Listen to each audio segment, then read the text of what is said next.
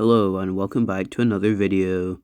In today's video, I'll be reviewing my custom LEGO Transformers, Megatron. But before that, please remember to like, comment and subscribe if you want to see more weekly LEGO Transformers. And here's a preview of next week's video. But getting onto the alt mode, I've decided to do more of a stylized tank, and it includes wheels instead of treads. And I've also included a light up feature in the fusion cannon using a small LED. And here at the front you can see the LED in action, and it's quite a bright red light. I've also used a Creo Decepticon logo. And here at the side you can see the fusion cannon, which is slightly stylized. And here you can see the back, which does have his fists hanging out. Unfortunately, this alt mode is quite gappy, but for the most part it's quite compact and it holds together very well. And here you can see the Creo Decepticon symbol again. And this piece will obviously form the chest. And due to these big tires, he also rolls very well. But getting him here for some size comparisons, here he is with the Siege Megatron. And these guys look similar in robot mode, but here in alt mode they're completely different and there's no shared engineering. And here he is with a Legacy Silver Streak. And here he is with the Jurassic Park Tyrannicon Rex crossover figure. And these are obviously two completely different Megatron designs, even though one is a repaint. And here he is with JP93, the other Jurassic Park crossover mold. But getting in some Studio Series, here he is with the Nest Bone Crusher. And here he is with a Speed Champions car, as well as a Lego minifigure. And you can see he is not that bad, and he's almost in scale. For this fictional alt mode anyway. Now it's time to get him transformed. So to start off with, we spin him round to the back. And here we'll take these pieces, which will eventually form the feet, and we split them in half. Using these hinge joints. Once this is done, this will give us clearance to untab the arms. So we need to take these black sections and fold them down. And we can repeat this step on the other side. This will free up the arms.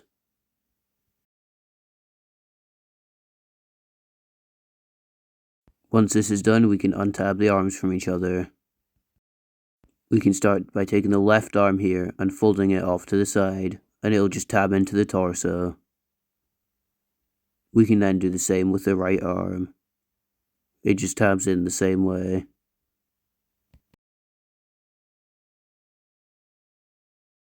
Once this is done, we can come to the torso and we can just extend it on these hinge joints, which will flatten it out.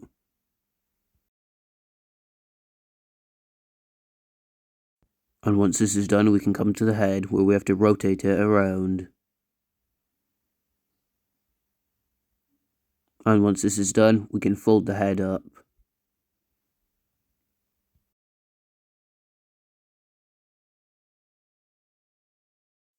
And now that that's done, we can take these two grey hinge pieces and we can fold them up. This will give us clearance for a later step.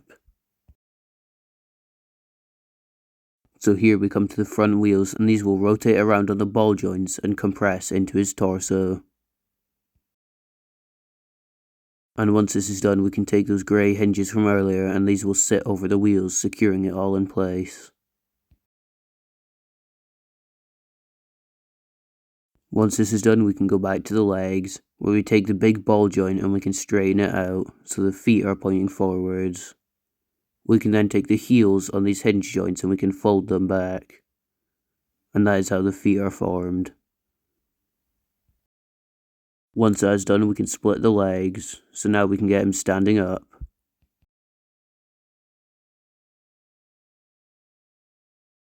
Once this is done, we can get him standing up.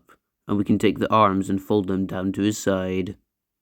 And then we can start work on the left arm. So coming to the left arm, you can start by folding this big cover piece and compressing it onto the arm. And now spinning round to the back, we can take this hinge and compress all the kibble onto the back of his arm. We can also rotate the arm at the ball joint so that it's facing the correct way.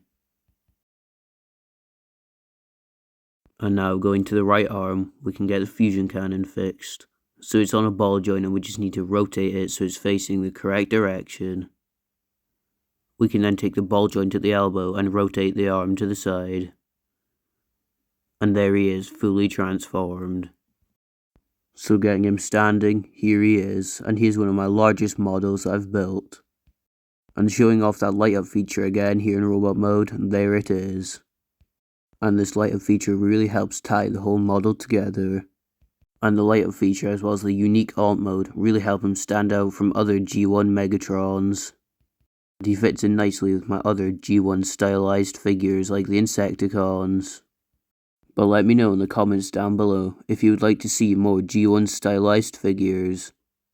So let me know in the comments down below if you want to see me do more LEGO G1 stylized figures. By turning the fusion cannon off, I will show you some more details.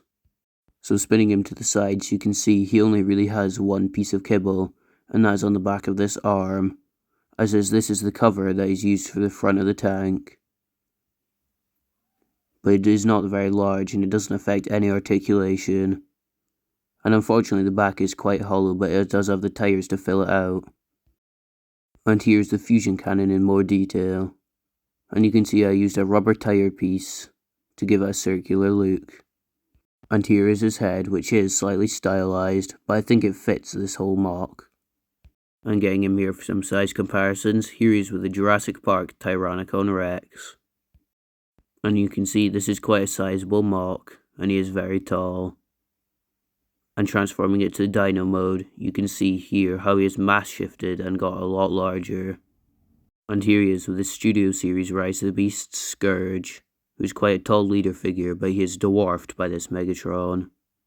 And here he is with the War for Cybertron Megatron, and you can see they share quite a few details, however mine is way larger and has the wheels. And here he is with Siege Optimus Prime. And here he is with the Deluxe Class Legacy Leadfoot, who is a remold of Earthrise Mirage. But panning the camera down a bit, here he is with a LEGO minifigure, which he absolutely dwarfs. And here he is with a Speed Champions McLaren. So you can really see how much he mass shifted. Now it's time for the articulation. So starting off with the head, he can look all the way up as it is on a ball joint. It can also rotate a full 360-degree rotation. Unfortunately, due to the way the arms are designed, they can only go out about 45 degrees. And the elbow joint is just below 90. However, he does feature a rotation of the elbow due to the fact it's on a ball joint, as well as a wrist rotation. Unfortunately, due to the transformation, he doesn't have anything at the waist. However, the legs can go all the way out to the side and they feature a 45-degree ankle pivot. He also has 90-degree knee bends, and the legs can kick all the way forward as well as all the way back. So you can see here how the ankles do have quite good articulation to keep him standing.